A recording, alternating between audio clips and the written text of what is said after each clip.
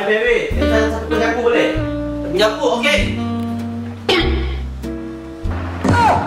Bos, you nak penyapu apa ya? Ayah, cincang bos, mana-mana pun boleh lah. Okey. Wuih, banyak jenis ni.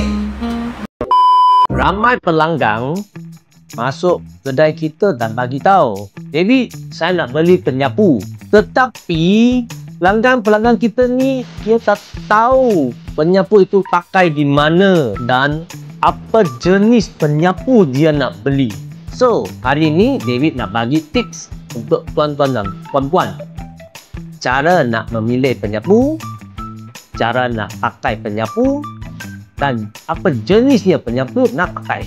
Kenapa pilih penyapu yang betul?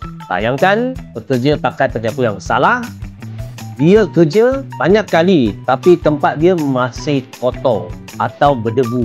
Oleh itu, pilih penyapu yang betul boleh menjimatkan tenaga bekerja dan mencepatkan kerja.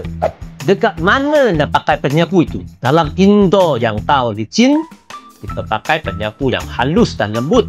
Dekat outdoor pula, kita pakai penyapu yang tebal dan keras.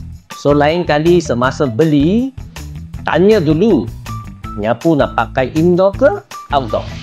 Bila masa penyapu itu patut ditukar?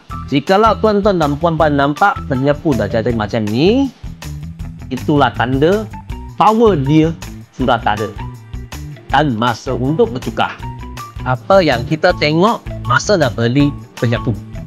Batang yang pendek ataupun batang yang panjang, berus dia lembut ataupun kasar. Cara nak menjaga penyapu, tuan-tuan dan puan-puan, jangan biar penyapu anda berdiri 24 jam. Nampak? Cara letak macam ini senang merosakkan penyapu. Tuan-tuan dan puan-puan harus gantung penyapu macam ini. Ini adalah cara yang betul dan memanjangkan nyawa penyapu. So, lepas ni tuan-tuan dan puan-puan, jangan kata nak beli penyapu sahaja.